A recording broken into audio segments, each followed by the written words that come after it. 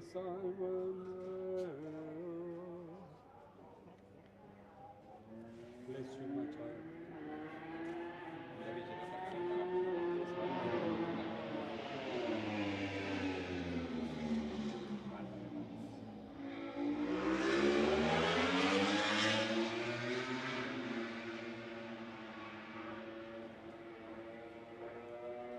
Hello, ladies and gentlemen, and welcome to what is a sunshine-filled pit lane here at the Misano World Circuit Marco Simoncelli, where it is the Misano test today. After the Grand Prix we've just had, all the teams are back here working hard today, so no time to celebrate for those that were lucky enough to have a good result yesterday. But of course, today is all about making sure they have a good result going forward. We've just finished the morning session here, and myself, Jack Gorst, and Simon Crafar alongside are ready to bring you through exactly what we've seen so far, because there's been a lot of activity already down here, Simon, and we're outside Marc Marquez and Alex Marquez's garage today.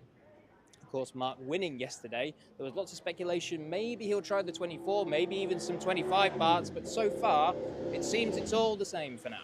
Yeah, absolutely nothing new that I've seen in Marc's garage, which doesn't mean there won't be later. For example, the factory team are obviously trying new engine. They have to, because they have to start work on the new specifications of the new engine and get a direction. I imagine that's Pecco, and also Pecco has a different chassis. Yeah. So there's no reason that they won't roll that into Marc's garage later. For example, that different chassis is probably a completely different bike, a test bike. They run test engines, and yeah, no reason why they couldn't roll it down here and get Marc to try it later, which makes sense because Marc will be riding the 25 machine. So, and you can see that filtering through all of the different manufacturers, as meaning the riders for next year are the ones that are trying the new things.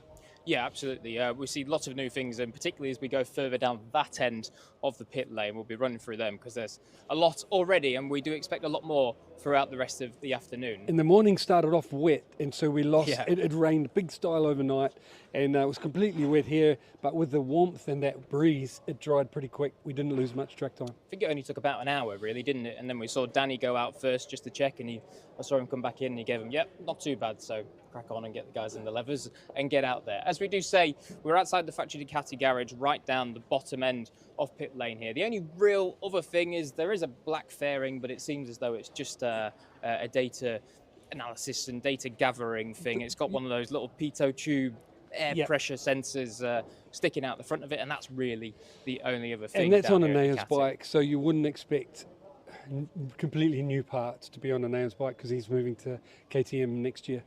And speaking of KTM and all the rest, the interesting stuff really is up this end of the pit lane. So there is the Pramac machines. There is indeed, yeah. And which aren't very different at all, but they are testing the downdraft, a different downdraft at the bottom of the fairing, which I saw at Silverstone. And I think with the tricky conditions at Silverstone, sometimes they put it aside and it's back on there now. If you look at the outside of it, it looks the same, really easy to miss. But I was lucky enough to look inside it, and the holes running through there are a different shape. So it's only a little tweak here. Okay, so just some I don't get many efficiency over things. this man. His eyes are good. He's got plenty more info that he spotted first. Well, I don't know about that. But anyway, let's go down towards Yamaha, because Yamaha, speaking of actually spotting things, there's not really a lot that we can spot so far. And I found out why. Oh, go on then. Why is that? I had a chat to the team manager, Mayo Mirigali, and I said, "What's new, Mayo? I can't see anything," like both of us. Yeah. And he said, "Yeah, that's because we got the concessions and we could already try everything." So this test is about confirming what we've tried, backing the new things, backing it with the old good stuff and confirming it is better. Before, that's what they've been doing this morning, before this afternoon moving on to giving the riders and crew chief freedom to try settings, because can believe it or not, they said they've never had the chance to do that so far this year, losing time with wet tests, but also they had such a big test program, engines and aero and chassis, that they couldn't play with chassis setup, you know, basically. So that's what we're going to do this afternoon. Okay, well, that's good to know. Of course, we know that, as Simon says, they did lose a lot of time in their private tests. I think in Portimao, Mugello, and even one more that they had in Misano had some form of rain that hindered their testing program. And as we say, so many parts, not much of a wonder that they haven't actually managed to kind of play with the suspension settings, geometry looking like that. But we'll keep an eye out throughout this afternoon if there are some new things that do turn up anyway. So walking down further along pit lane, we arrive to the Aprilia garage. And again, it's a case of where there's not really a whole lot visually going on. The only thing I've actually seen visually on the bike is Aleix was just trying some larger ergonomic supports around the tank, I presume for his legs, in the middle of the corner. I don't know if you've spotted anything else down there, Simon? Well, I got to catch up with their team manager, Paolo Bonora, and he said that Aleix and Maverick are working on setup to try and help stopping performance, which has always hindered them. Yeah. But not just stopping, the entry phase. So they're working on that and the lack of rear grip to find, once they've worked on that stopping and entry, they're going to work on why they've been having the hassles, you know, try experiment chassis setup. You got to remember, Aleix is moving to Honda, test rider, and on the other side, Maverick's moving to KTM. So Salvadori is doing the 25 machine development, and he's working on that alone. And sorry, there was one more. Oh, of course, Trackhouse. Raul is a rider for Aprilia for next year. Yeah. He has, you spotted, the 23 machine next to the 24. And what they're doing with that, I asked Paolo, is trying to find out if the 23 is better in the areas that they're weaker right now. And play with those parts and see if they can make the best combination, basically thinking about future. Well, this was a thing that Aleix has referenced a couple of times throughout the season. He said that he wants this from the 24 and that from the 23 and trying to marriage those two together. And, of course, Raul given the job of trying to, I guess, piece together that puzzle today, as he is the only rider staying at Aprilia for next season. And also, he got the 24 part of the way through this year. Yeah. And never got to back-to-back, because one race he had the 23, the next race he had the 24. Exactly. This is the first day he can ride both and give them clear info on the difference. And even on top of that as well, it's the first time today that we've seen him with that big under-seat diffuser. If you remember, kind of to the first half of the season, the first quarter of the season, both Aprilia riders, or at least Aleix Espargaro anyway, was using that under-seat diffuser quite a lot, and Raul was testing that for the first time today. It's some Formula One style aero info, you know, and apparently it puts lots of downforce on the rear of the bike, which in the corners was making it run wide. Really good under braking, but making it run wide in the corners makes sense. Basically, the more that like that your bike is, the wider it runs, but you can stop good. And so they're having a retest of that. And it had a weird thing on top of that. Yeah, I'm not sure what that one is. It was something like out of Mad Max, some aggressive looking box. It looked to me like some sort of, what's the word? Gyro. You know, like they've got like 6 gyro things to tell where the bike is. It had a little cooling, I think it's electronic, because it had a little cooling vent underneath, but who knows? You'll see some photos on the website, I guess. It's definitely going to need the cooling vent today, because it is a scorcher here today in Misano. Now, we're outside the GasGas box, and there's a lot to talk about in here, because particularly on Pedro Acosta's side of the garage, he does have 4 bikes they're not in open. there. Sorry, the garages aren't open. They've only just come down lunch hour, but at least we can hear ourselves talk to describe what's happening. Carry on, Jack. So Sorry. There are 4 bikes on Pedro's side, but only 3 of them are his, we believe. There's one in the middle, which is in full Red Bull KTM colours, and we know that Jack Miller and Augusto Fernandez are only doing half a day each today, and we think it's Jack's Red Bull KTM in there in the Tech 3 side, because it's got that different triple clamp and the different forks on top. The thing is, that is on Augusta's side.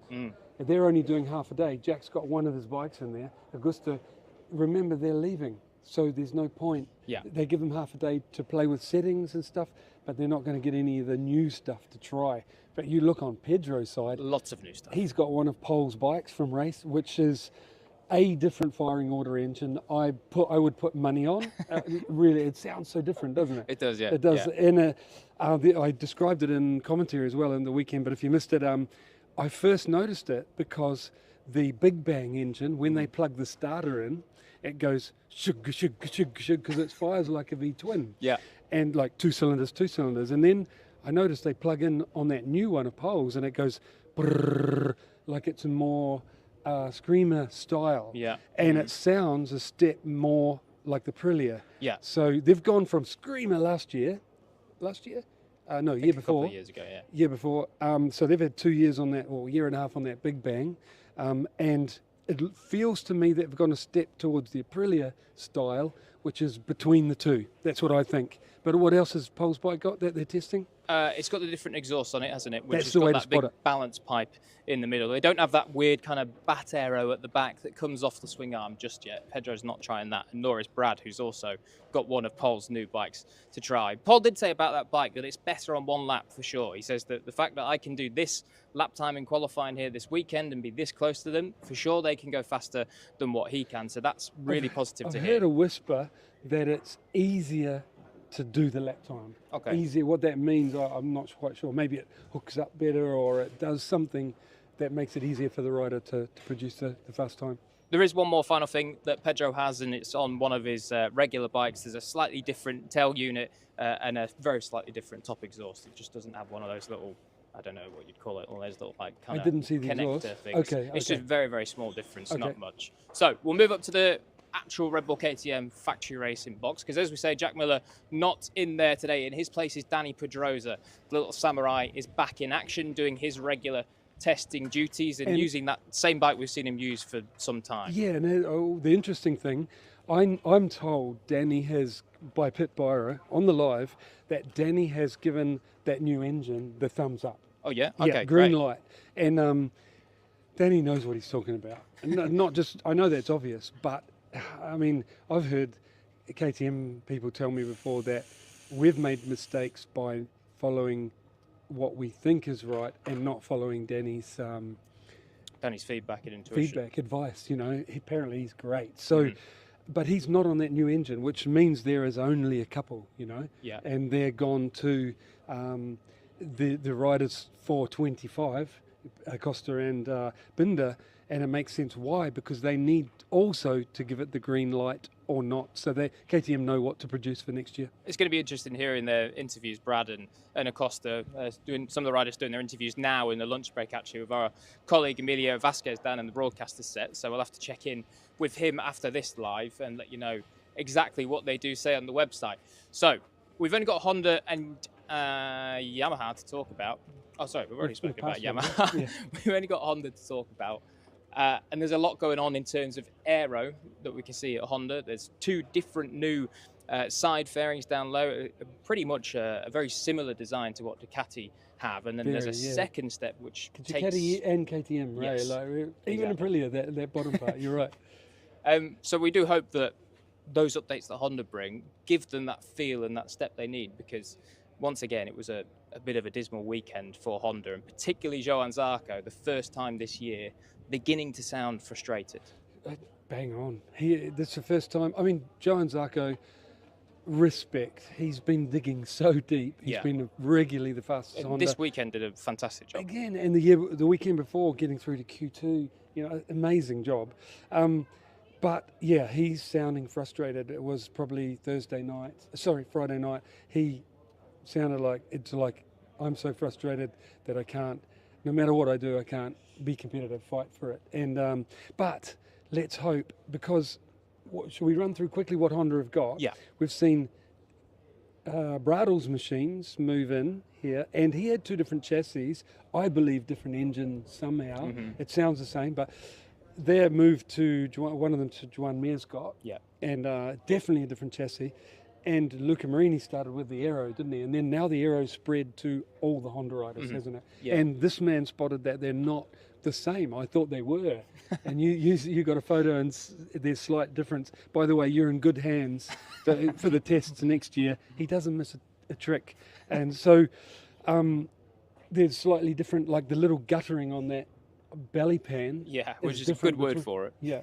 So the difference. Yeah, kind of- mainly the difference is, as Simon says to you, one of them, the side pod wing kind of continues and it runs into that gutter, that channel, to create kind of on top of the bulged out side fairing and between the actual main fairing itself. And then the other one doesn't have that. The side pod is just more normal and complete. But from what I guess, Honda are trying a bit radical changes on aero, chassis differences, and engine differences. So, what else is there? I don't think much. really the only thing is on Brado's bike, there's definitely a slightly different swing arm. It looks a little bit longer to me. I don't know if you've had that feeling See, as well, or he spotted something else again, and I didn't. But really, that's pretty much about it so far that we've seen today. We'll, of course, check things of whether there's a different engine in there and all this sorts of course up and down the pit lane here as we go throughout the rest of the testing here in Misano. And with fingers crossed that those that need to make a step do make a step. Traditionally, it's not until mid-afternoon that we see the last of the really important things, and we haven't got to that time yet, because they first of all start getting up to speed on their bikes from the race, then they add things that they want to test, and then they bring different things again. Yeah. And we haven't got to that last stage, so there's bound to be lots of new things to turn up yet. Yeah, and they love rolling one out for the last run of the day just to make sure that we don't see it in time. But anyway, that's going to do it from us at the Midday Live. I think this might actually be your last Midday Live as well, Si, if we don't do one in Valencia. So Okay. It's been a pleasure, as always, and I hope you enjoyed it. We'll bring you all the info throughout the second session of the day. You can catch it on MotoGP.com as well. There'll be the full rundown report of what's been seen here today. But from myself, Jack Gorst, and Simon Crafar, thank you very much for watching.